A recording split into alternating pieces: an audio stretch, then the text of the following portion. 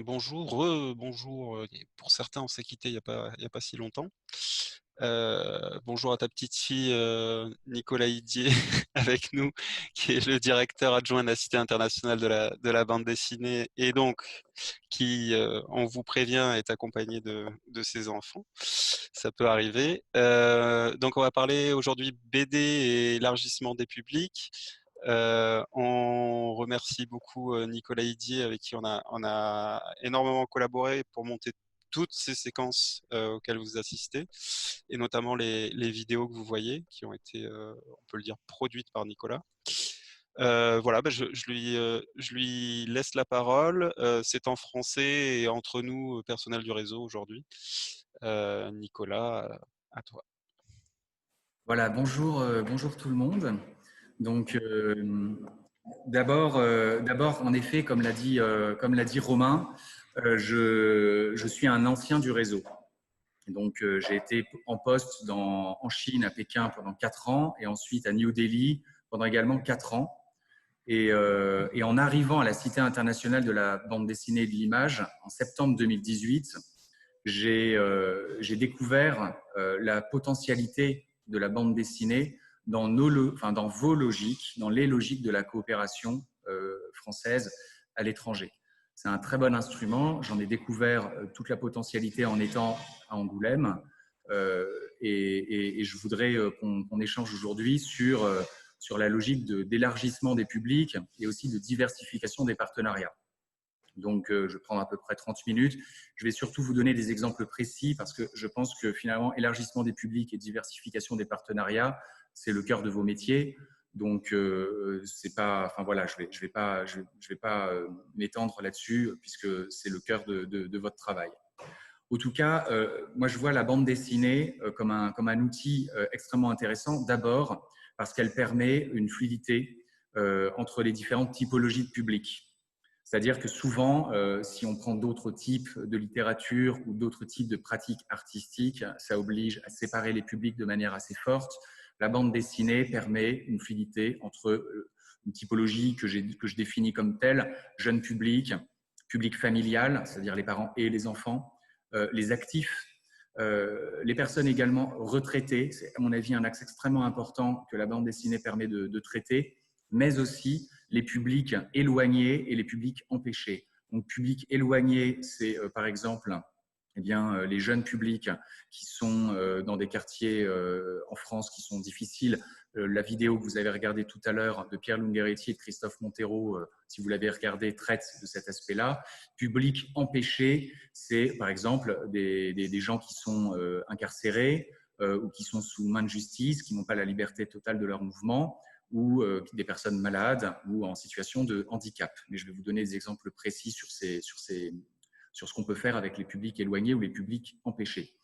La bande dessinée, comme vous l'avez vu aussi hier avec Jean-Philippe Martin, c'est une pratique artistique, une littérature, un produit culturel qui permet de renforcer la continuité entre l'espace public, entre l'espace numérique et l'espace physique. Je pense que c'est aussi un axe extrêmement important qui permet d'élargir les publics. Alors, les objectifs principaux, à mon sens, de cet élargissement des publics, c'est que permet bien sûr la bande dessinée, c'est tout d'abord d'augmenter la visibilité et la notoriété de la bande dessinée française, mais aussi et surtout de développer de nouveaux produits, de nouvelles manières de création. Et je vois par exemple que Célène Davert, qui est ici sur le tour d'écran, travaille avec l'Institut français pour l'Institut français d'Afrique du Sud sur un projet. Peut-être que Célène, tu pourras nous en dire un mot en deuxième partie, parce que je trouve que c'est assez emblématique d'un dialogue entre la création sud-africaine et la création française, qui devient en plus un produit numérique et de valorisation de la création africaine contemporaine. Vraiment tout à fait, à mon avis, tout à fait important. La bande dessinée permet, donc, comme je l'ai dit, de travailler sur différents types de typologies de public, permet aussi de travailler plutôt très bien sur différentes, en tout cas nous à la Cité, c'est ce que j'ai développé à partir de mon arrivée, de développer différentes actions à différentes échelles de couverture, que ce soit le local vraiment autour des lieux culturels que vous voulez, qui vous voulez donner une visibilité, une attractivité, mais également en régional, en créant des liens entre les institutions. La bande dessinée, il faut le savoir, et n'importe quel acteur culturel vous le dira aujourd'hui, c'est une très bonne manière d'attirer des nouveaux publics. Et donc, il est généralement très, entre guillemets, très facile. C'est jamais si simple, mais en tout cas, c'est plutôt réalisable d'intéresser d'autres institutions culturelles qui n'ont rien à voir avec le 9e art en leur proposant de travailler avec des auteurs de bande dessinée pour développer leur notoriété et leur attractivité des publics. Je pense également, il ne faut jamais perdre ça de vue, que la bande dessinée, c'est un art qui est très proche de la presse et du dessin de presse, et qu'il y a donc généralement des passerelles à établir entre la bande dessinée, qu'elle soit jeune public ou adulte, et tout genre confondu, et des stratégies de presse. On a, avec l'Institut français, je me rappelle, il y a à peu près 2 ou 3 ans, développé toute une opération autour du dessin de presse. On voit dans cette logique de dessin de presse qu'un certain nombre d'auteurs participants étaient des auteurs de bande dessinée.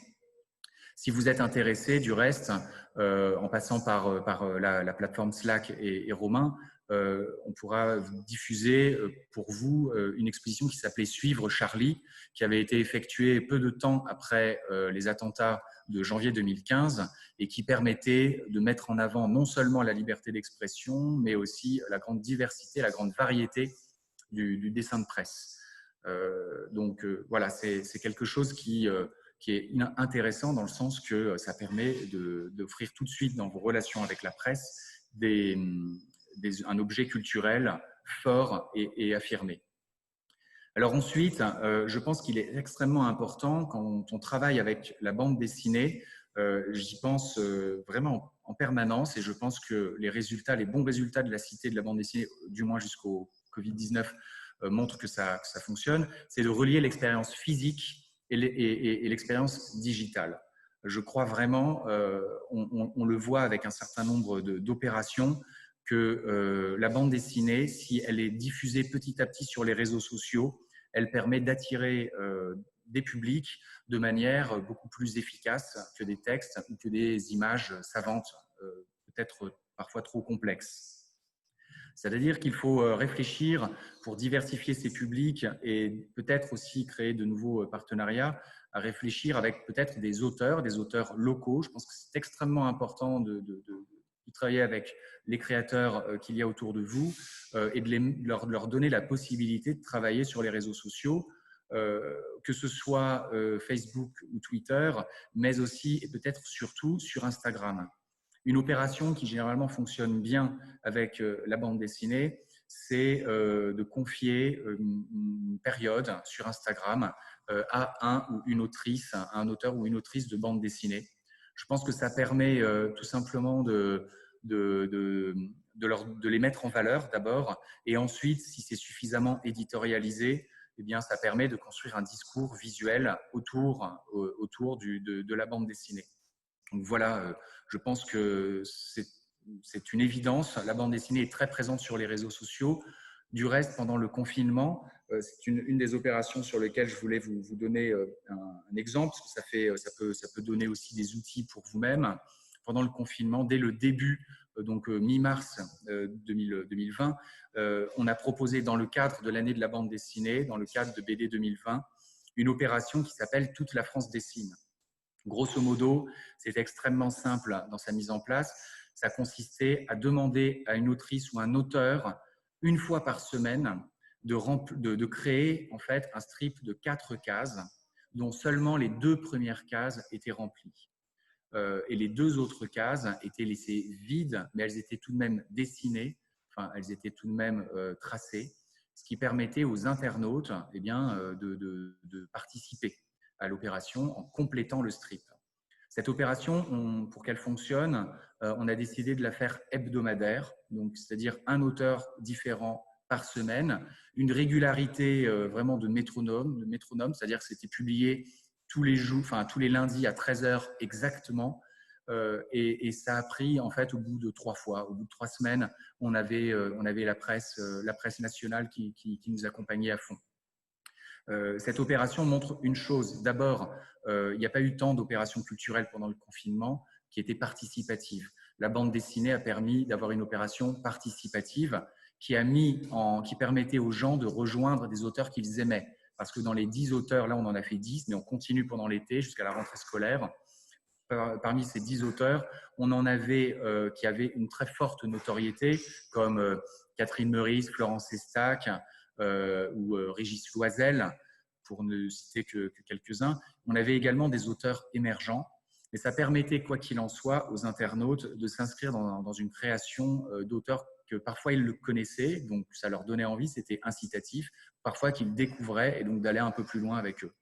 Voilà une opération, en tout cas, qui était numérique et qui montrait bien qu'il y avait une empreinte digitale accessible, facile et rapide de la bande dessinée. Mais je pense que ça ne suffit pas. La bande dessinée, vous le verrez demain avec la vidéo concernant les musées, c'est un art qui est certes qui peut être participatif, qui peut être numérique, mais c'est aussi un art de la lecture, c'est aussi un art du livre physique, comme Jean-Philippe Martin nous l'a montré hier.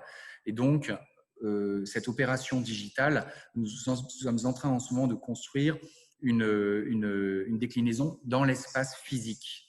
Donc, avec une exposition des résultats des participants, je pense que ça c'est quelque chose que si jamais vous étiez en capacité de lancer une opération similaire avec vos pays respectifs, c'est évidemment pas toute la France dessine dans le monde entier, mais en adaptant évidemment aux créateurs locaux, c'est une opération qui peut donner lieu à une exposition avec les intervenants. C'est aussi une exposition, on va le développer cet été avec la ville de Bordeaux, une opération qui peut être intégrée à l'espace public. Donc, de manière assez simple pour encourager, en fait, notamment dans les quartiers prioritaires, les quartiers un peu difficiles, qui ont des problématiques socio-économiques fortes, de développer des pratiques artistiques plus spontanées, en étant donc tout simplement en placardant en élargissant les formats et en créant une déclinaison donc sur les murs, sur l'espace physique, ce qui permet un lien aussi avec le street art et ce qui permet surtout une déclinaison dans l'espace physique. Je pense que c'est extrêmement important. Et ça marche. Je pense que ça va marcher. Ça fait déjà ses preuves sur d'autres opérations. La bande dessinée, c'est aussi une bonne manière donc d'inclure les publics. Je pense qu'un élargissement des publics de la bande dessinée, quels que soient ces publics, il faut les faire participer. C'est délicat à mon avis que de faire de la bande dessinée qui a été conçue pour être un art populaire, d'en faire tout de suite un art savant, voire élitiste, en ne proposant que de contempler les œuvres des autres, que de contempler les œuvres des grands. Il faut donner accès de manière assez simple. Donc, toute la France dessine, c'est une manière de donner l'accès. Mais il y a aussi d'autres manières, comme des jeux avec des cases, des bandes dessinées dont on peut… Jean-Philippe Martin vous a parlé hier de ces jeux alternatifs où on bouge les cases les unes après les autres pour créer soi-même de la bande dessinée. Ça permet aussi d'organiser un certain nombre de concours. Je vais vous donner des exemples très précis après. Mais en tout cas, je crois qu'à chaque fois qu'on fait un travail autour de la bande dessinée, penser à l'inclusion du public, à sa participation. Voilà. Ensuite, je vais vous donner également des exemples très précis. Je pense qu'après avoir parlé du numérique et du physique, après avoir parlé du participatif, il faut penser à des moments de convivialité. La bande dessinée a été construite comme un art convivial, un art qui permet une forme de convivialité. Et cette convivialité, elle doit être proposée aux différents types de publics en organisant, et je le vois très très bien depuis que je suis arrivé à la Cité, donc il y a déjà 2 ans, en proposant des événements avec des restaurateurs, avec des hôtels, avec des centres touristiques. Je vous donnerai également des exemples plus tard, mais en tout cas, généralement, il peut être difficile de proposer de la culture parfois parce que des raisons de coût ou des raisons de message à certains acteurs de la vie économique et de l'hospitalité, mais la bande dessinée généralement est extrêmement bien accueillie. Donc cette convivialité, à mon avis, est tout à fait à encourager. Alors je voulais maintenant vous donner dans la deuxième partie de cet atelier quelques exemples précis, donc vraiment précis. Je vais vous en donner 10. Le premier que je vous donne, c'est pour les jeunes qui sont incarcérés, donc qui sont dits sous main de justice. C'est une opération qui s'appelle Bulle en fureur. que nous avons mis en place il y a bientôt 10 ans, en collaboration avec le ministère de la Justice, et qui consiste en une double déclinaison. Déjà, parce qu'encore une fois, la bande dessinée doit être conçue comme une incitation à la lecture, à la découverte de la lecture. Le ministère de la Justice et la Cité de la bande dessinée ont fait une sélection tous les ans d'albums, une quinzaine ou une vingtaine d'albums qui sont donc sélectionnés et qui sont proposés aux différents centres de maisons de justice, maisons d'arrêt ou tout simplement les personnes du ministère de la Justice qui suivent les enfants pour que les jeunes fassent leur propre sélection. Et on organise ensuite une sorte de concours comme le concours d'Angoulême, comme le prix Goncourt, ou le prix Goncourt des lycéens, où ce sont les jeunes qui font leur sélection. Donc, ils lisent 10 albums et ensuite, chaque jeune de ces différents centres de maisons d'arrêt font leur sélection et retiennent un lauréat. Et ensuite, à la fin de l'année, on rassemble les différents représentants de ces jeunes. Parfois, les jeunes n'ont pas le droit de sortir, n'ont pas le droit de bouger. Donc, c'est juste leurs représentants ou leurs délégués. Et on organise le grand concours pour qu'il y ait une bande dessinée qui devienne lauréate. Et ça a un effet extraordinaire sur la lecture. C'est une manière de les prendre au sérieux, dans leur capacité de jugement. Et en plus, c'est tout simple, mais pour les libraires qui sont toujours en recherche de leviers de prescription pour les lecteurs, c'est pour les libraires quelque chose à mettre en avant. Donc, pour les libraires ou les bibliothécaires, quelque chose à mettre en avant. Alors, je ne dis pas que vous allez tous pouvoir travailler avec les ministères de la Justice de vos pays respectifs d'affectation, mais ça peut être d'autres interlocuteurs. Mais en tout cas, tout ça pour vous dire que même des jeunes extrêmement loin de l'école, extrêmement loin de la culture, qui ont une défiance complète vis-à-vis de la culture sérieuse, celle des adultes, ça marche extrêmement bien et sans beaucoup de difficultés.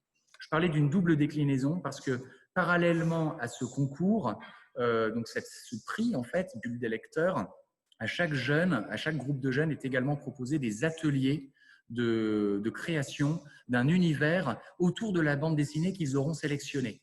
Donc, ils peuvent faire ce qu'ils veulent. Ça peut être la création d'un décor, la création d'une autre bande dessinée, des dessins de personnages. Je vais vous envoyer sur le site de la Cité, on a pas mal d'exemples, je vous enverrai ça. Vous verrez, c'est infini. Ça peut même aller jusqu'à la création musicale. Tout est possible. Donc voilà, pour les publics empêchés sous main de justice. Je voulais également vous parler des publics empêchés pour des raisons médicales. Nous avons l'expérience d'avoir travaillé avec les publics handicapés, en situation de handicap, avec une association, une grande association française, mais encore une fois, je pense que dans beaucoup des pays qui sont les vôtres, il y a des ONG qui peuvent devenir vos interlocuteurs, en créant là aussi un concours de bande dessinée faite par les personnes en situation de handicap, avec deux catégories. Une catégorie jeunes créateurs, c'est-à-dire en gros les mineurs, et une catégorie les enfants et les ados, et une catégorie adultes. Avec un jury, et là pour que ça marche, attendez, je vais juste recadrer mes enfants qui sont en train de détruire la Cité de la bande dessinée.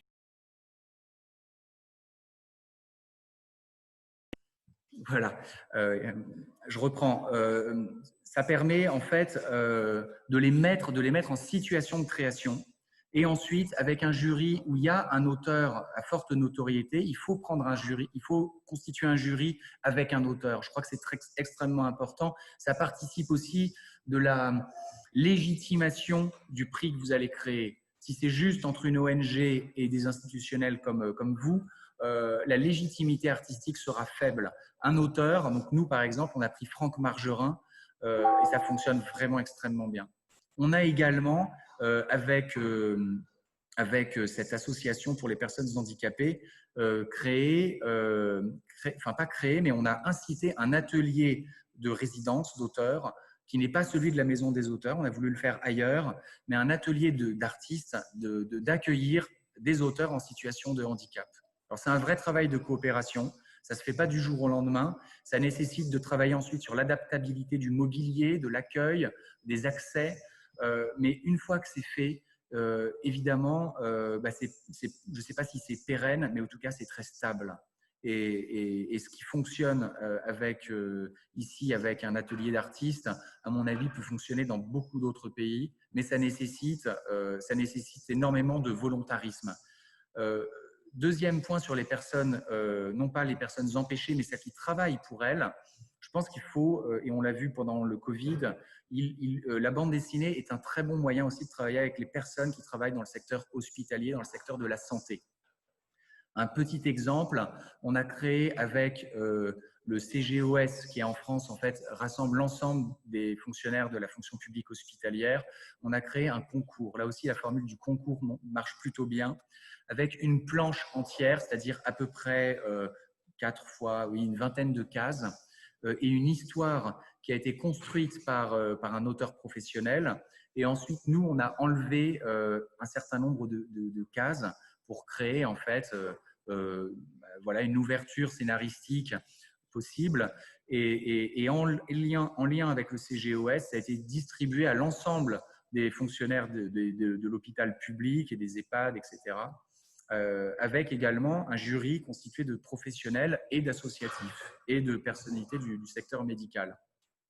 C'est extrêmement important de voir, enfin pour nous, en tout cas, c'est un retour d'expérience que je vous fais, mais cette opération qui pourrait être une opération parmi d'autres, mais qui s'adresse vraiment au secteur hospitalier, reçoit un accueil extrêmement positif de la part des gens qui travaillent à l'hôpital.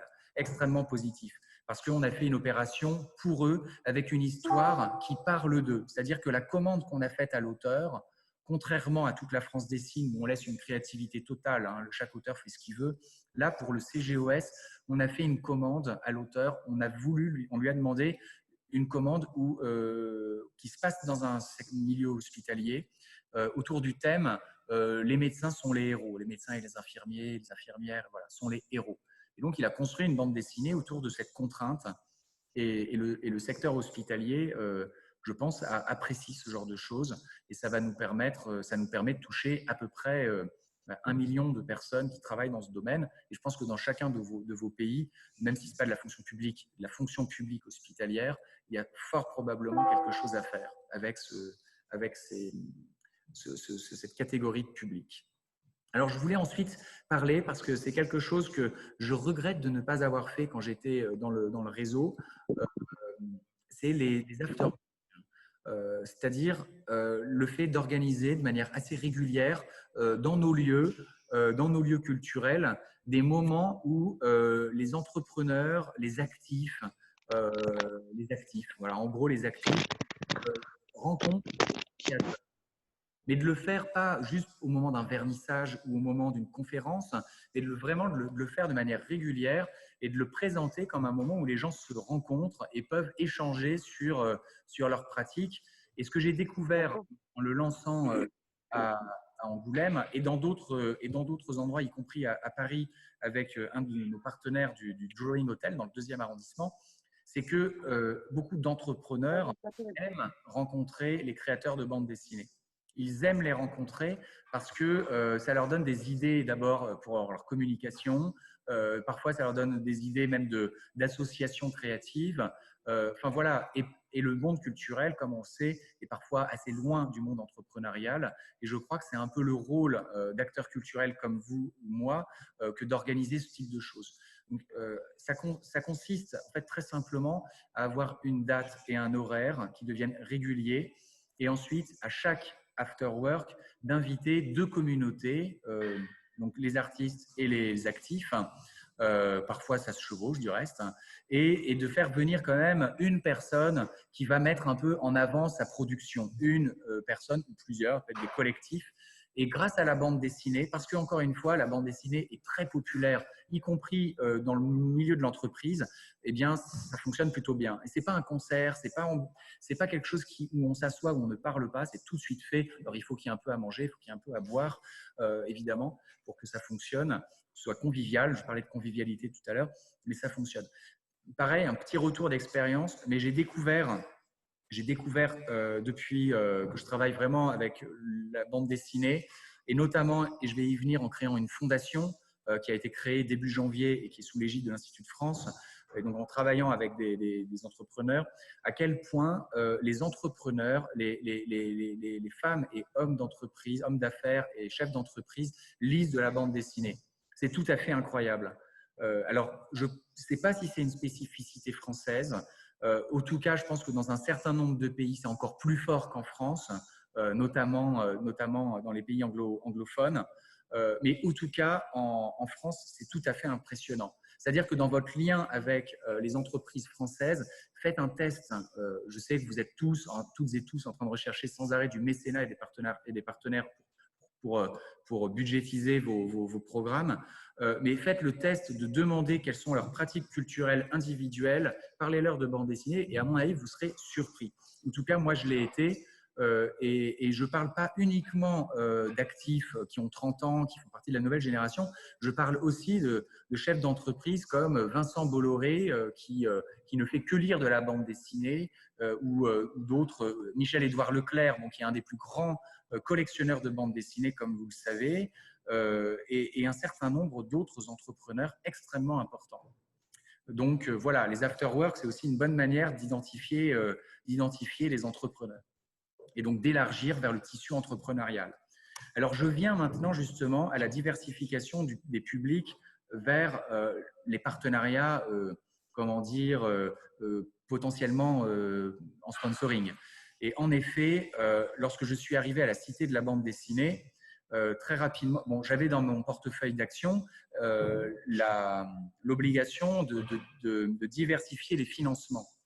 Et donc, très rapidement, je me suis rendu compte qu'il n'y avait pas de fondation dédiée à la bande dessinée, pas de fondation d'intérêt général. Parce qu'après, il y a des fondations privées, mais qui ne sont pas d'intérêt général. Il n'y avait pas de fondation liée à la bande dessinée.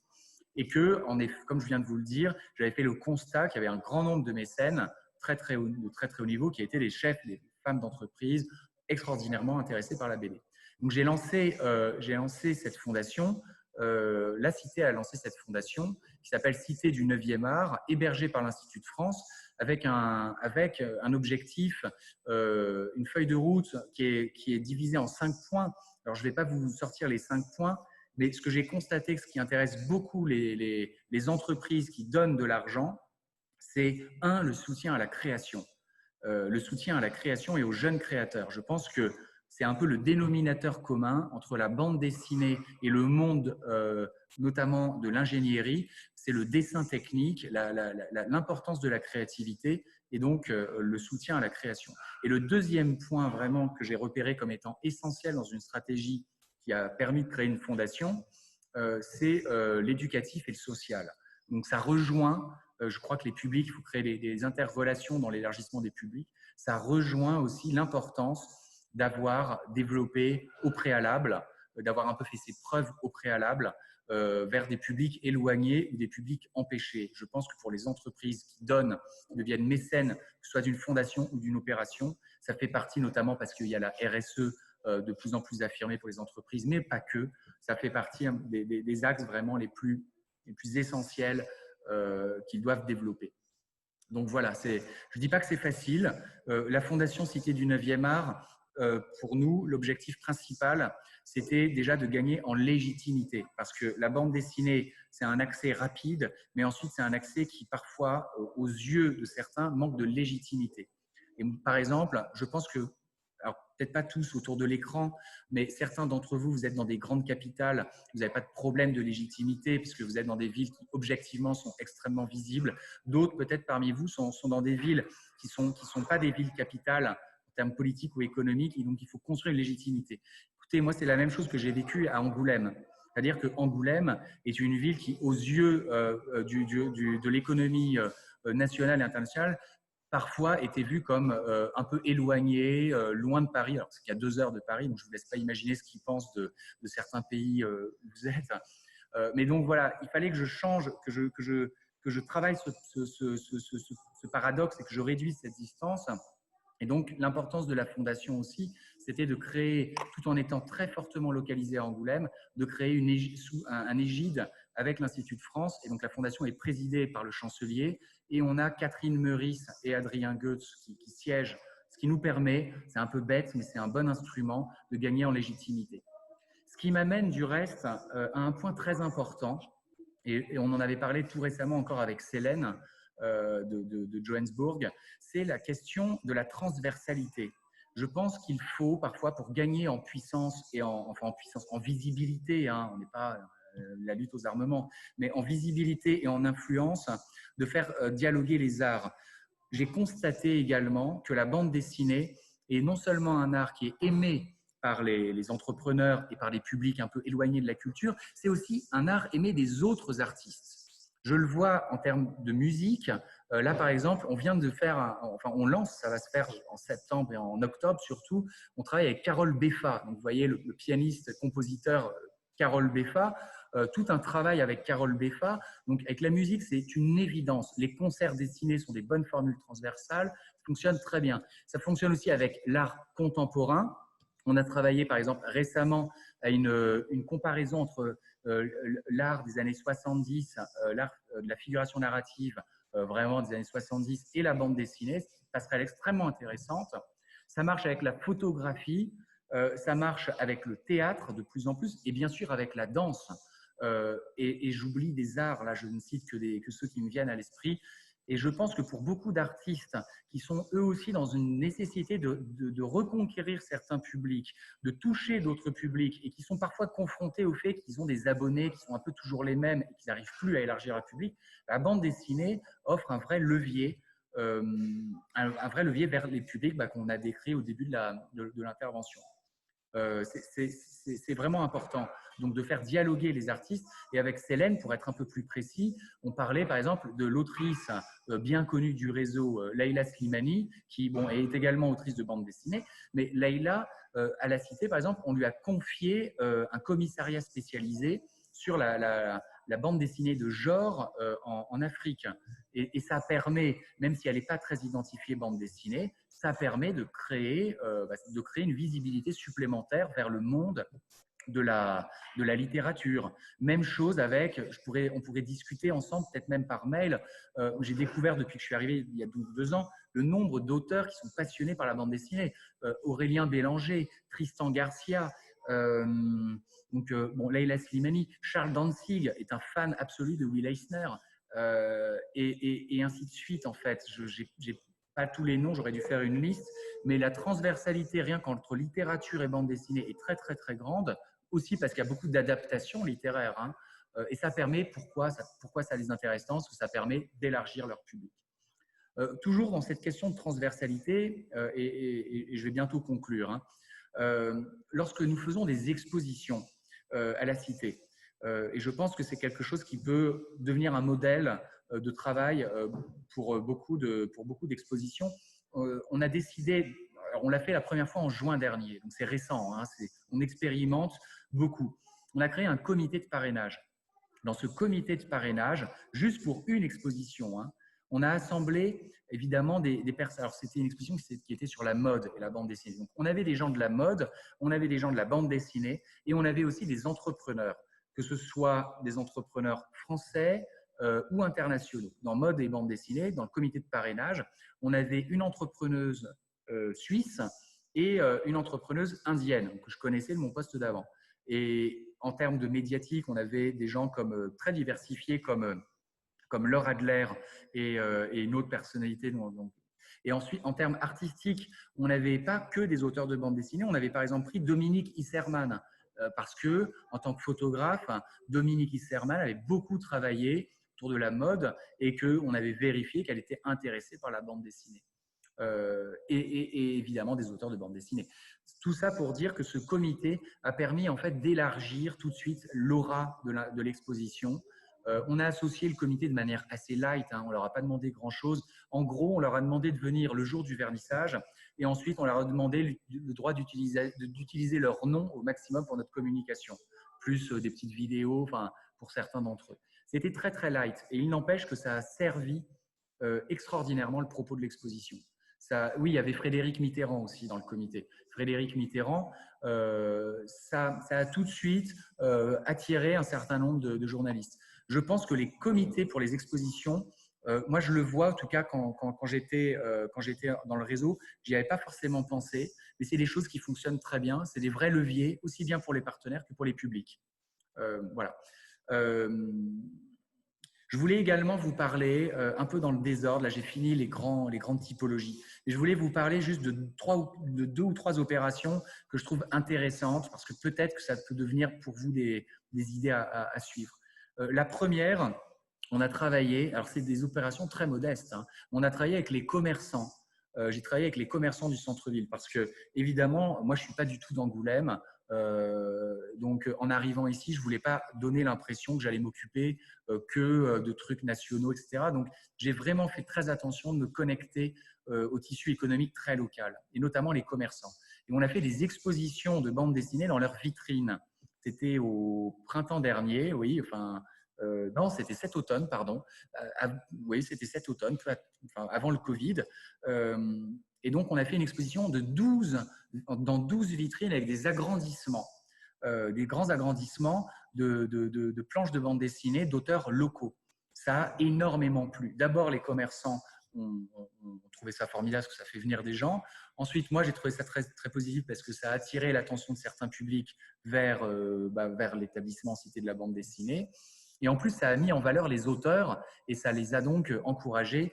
Enfin, ça les a encouragés. C'était un levier un peu commercial pour eux. C'est une opération simple mais qui a franchement très, très bien marché.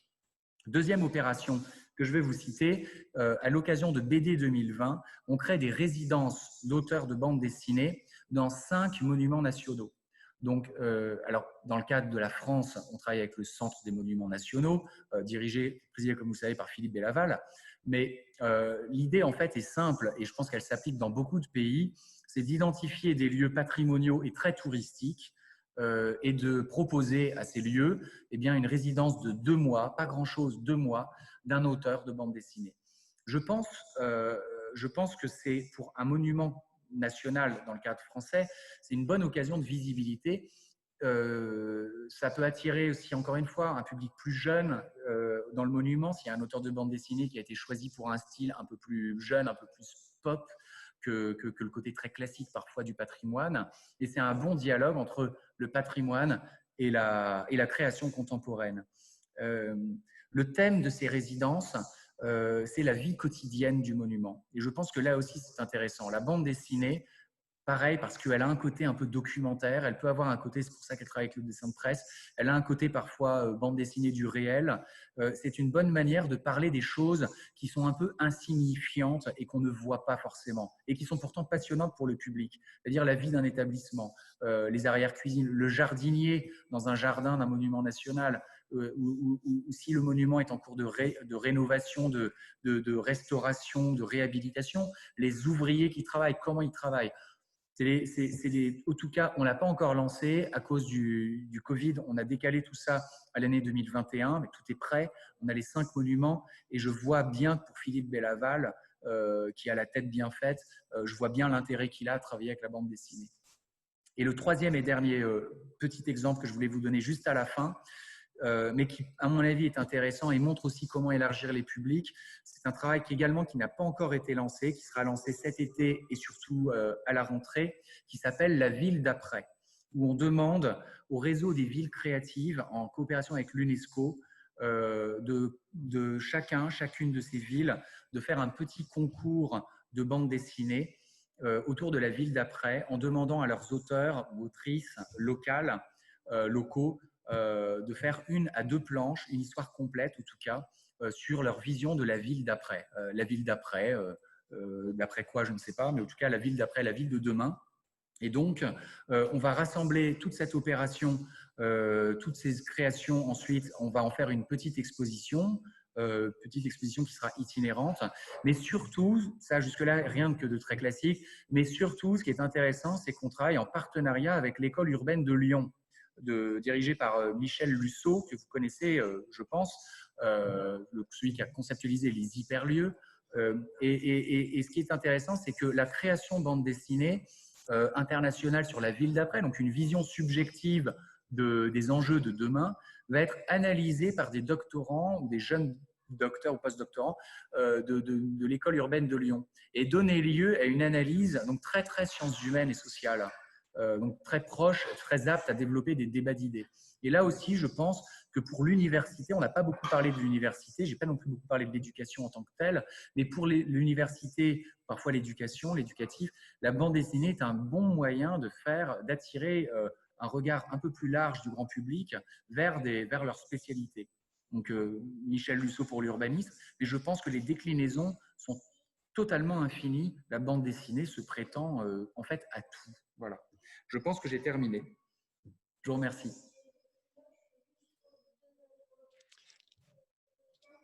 Est-ce que vous avez des questions dans l'immédiat? J'essaie de vous Peut-être voir. si Hélène pouvait nous dire comment fonctionnait le projet Afrique du Sud, parce que je le trouve assez intéressant dans son développement. Oui, oui, je peux tout à fait dire quelques mots dessus. On en avait parlé au tout début, au moment des présentations, mais donc pour vous brosser un peu le contexte, on avait déjà travaillé en Afrique du Sud sur une exposition avec la Cité de la bande dessinée, donc où en fait c'était conçu comme une conversation, on va dire, entre la BD d'expression française et les comics sud-africains. Le volet français, enfin, francophone en tout cas, étant une exposition de la Cité de la bande dessinée, hein, qui est donc la bande dessinée d'expression française aujourd'hui. Et donc, le volet sud-africain a été élaboré sur place avec 2 commissaires sud-africains et avec la Johannesburg Art Gallery, qui était notre partenaire, qui est un musée public et qui était notre partenaire sur ce projet. C'est une exposition qui a super bien marché, sachant que les musées en Afrique du Sud, c'est une problématique assez particulière. Ce n'est pas des établissements qui sont habituellement très fréquentés. Et là, le musée est extrêmement satisfait. Ils ont triplé en fait leur nombre de visiteurs sur cette période. Il y a une couverture médiatique aussi très conséquente, donc vraiment très positif. Et on avait prévu d'avoir cette exposition donc tournée en Afrique du Sud pendant l'année 2020, à l'occasion notamment de l'année de la bande dessinée. Et malheureusement, voilà, ça ne s'est pas fait. Donc voilà, on avait notamment une piste d'itinérance qui était le National Arts Festival, qui est un festival sud-africain assez emblématique et qui a assez vite en fait pris la décision de faire un festival virtuel. C'était vraiment une réaction quasiment, je veux dire, au lendemain, une semaine après le début du confinement ici. Donc, ça a été très rapide. Et nous, on avait quand même très envie de continuer à travailler à la fois sur la bande dessinée, donc à la fois de porter un projet, en fait, sur la bande dessinée dans ce festival, qui est aussi, voilà, qui va bien au-delà de l'Afrique du Sud, puisqu'il y a quand même des publics aussi d'autres pays d'Afrique qui s'y intéressent. Et voilà, on a observé un petit peu ce qui se faisait. Et on a vu notamment voilà, la fondation, pas du tout sur la bande dessinée, mais la fondation Cartier qui avait qui avait créé un site internet autour d'une exposition de photographie qui était en train d'exposer avant le début du confinement. Et ça nous a donné l'idée de travailler sur un projet de site internet inspiré de ce premier projet de l'année dernière qui s'appelait Art of Comics, mais donc en fait avec un prisme totalement différent, puisque là il s'agit d'un projet 100% panafricain. Pour le volet sud-africain, en fait c'est un volet sud-africain en dialogue avec la bande dessinée d'autres pays du continent. Donc pour le volet sud-africain, on s'est beaucoup inspiré de ce qui avait été fait l'année dernière, et donc on a gardé les mêmes commissaires. Et sur la partie donc panafricaine, on a travaillé avec le conseiller scientifique de la Cité de la bande dessinée. Donc on a eu l'occasion de voir en visio Jean-Philippe Martin et Joëlle Épée, qui est une directrice d'un festival de bande dessinée au Congo, au Brazzaville, et qui travaillait avec Jean-Philippe sur l'exposition qui devait se tenir dans le cadre d'Africa 2020, qui se tiendra prochainement à la Cité. Voilà, donc c'est un travail très intéressant qui n'est pas encore achevé, puisque l'idée c'est que l'expo elle sera prête le 25 ce mois. Et donc on est dans les derniers dans les temps de finalisation, et c'est vrai qu'il y a beaucoup de choses qui ont dû être faites en même temps, puisque le contenu a été créé en même temps que le site. Enfin, c'était vraiment un calendrier extrêmement serré. Mais je pense que c'est un projet très intéressant qui a aussi, nous on a en tout cas vocation à l'utiliser aussi sur le temps long, puisque là il va être programmé dans ce festival, mais c'est un outil voilà, qui sera, une fois qu'il sera en ligne, l'idée c'est de pouvoir l'utiliser pour des ateliers, de pouvoir continuer voilà, d'utiliser ce contenu. Voilà, de mon côté. Moi, ce que je veux dire, en tout cas, pour compléter ce que vient de dire Célène, c'est qu'à partir d'une opération classique d'exposition, l'Institut d'Afrique du Sud, l'Institut français d'Afrique du Sud a su déjà mettre en valeur la création d'Afrique du Sud, ce qui est déjà assez formidable, pour ensuite encore aller plus loin pour une valorisation panafricaine, enfin je reprends votre mot Célène, de la création en BD. Ça montre en fait aussi le rôle que peut jouer la France dans ce domaine. Je crois que la France est un pays qui aime vraiment maintenant beaucoup la bande dessinée. On le voit, enfin, vous l'avez entendu depuis le début de votre formation, ce qui n'est pas forcément le cas de tous les pays dans lesquels vous travaillez, où parfois la bande dessinée est encore un peu minorée. Et je crois qu'on a un rôle à jouer assez fort dans la valorisation des auteurs, et pas forcément toujours les mêmes auteurs français, mais tout simplement à jouer un rôle de médiation vers la création locale. Je pense que c'est vraiment important. Et ça permet, je crois que ça permet de toucher encore plus facilement certains publics lorsqu'on met en avant les auteurs locaux. Non, je suis tout à fait d'accord, Nicolas, avec ce constat. Et peut-être, je ne sais pas trop s'il y a des collègues du continent africain dans la conversation, mais nous, plusieurs constats qu'on a pu faire, c'était aussi que la bande dessinée en fait, de pays anglophones et la bande dessinée de pays francophones, en fait, il n'y avait pas vraiment de connaissances entre les auteurs. Ils ne savaient pas vraiment ce qui se faisait dans des pays qui ne parlent pas la même langue que la leur, etc. Donc, c'est aussi, ce qui est intéressant, c'est qu'avec ce projet, on arrive à faire rencontrer des auteurs qui n'auraient pas travaillé ensemble autrement. Le fait de faire travailler, par exemple, Joël avec nos commissaires sud-africains, voilà, en tout cas, c'est une typologie de projet intéressante parce qu'à la fois, voilà, on peut faire valoir l'expertise française, notamment avec la participation de Jean-Philippe au niveau de la Cité. On sait que c'est aussi un projet qui pourra voilà, être diffusé en France. Mais à la fois, je pense que c'est très intéressant dans la manière dont ça apporte un nouveau réseau en fait à ces auteurs et à ces professionnels de la bande dessinée, et puis voilà, une forme de crédibilité aussi, parce qu'en Afrique du Sud, la bande dessinée pour le moment n'est pas quelque chose de très reconnu, en tout cas pas considéré comme un art. Donc l'idée, c'est aussi de faire un geste en ce sens. J'ai beaucoup parlé. Merci Hélène, merci beaucoup. Je vois qu'il y a aussi Joris Boutin de Singapour autour de l'écran. Joris, vous avez également développé à Singapour une transversalité extrêmement intéressante entre un des grands auteurs singapouriens, multi-lauréat du Eisner Award, plus de plein d'autres trucs, et de la bande dessinée et du théâtre, les arts circassiens. Est-ce que vous pouvez peut-être nous donner nous décrire cette opération qui en plus aboutit à un livre? Est-ce que vous faites référence à Soli Liu qui travaille en ce moment avec le festival d'Annecy pour l'adaptation Oui. Ouais. Alors, c'est un programme qui est malheureusement, enfin malheureusement non, c'est un programme qui est géré par mes collègues du service audiovisuel. Donc, moi, je ne suis pas en charge de ce projet-là. Ce que je peux en dire, c'est que c'est d'abord un projet qui a vu le jour par un auteur singapourien qui a retracé une histoire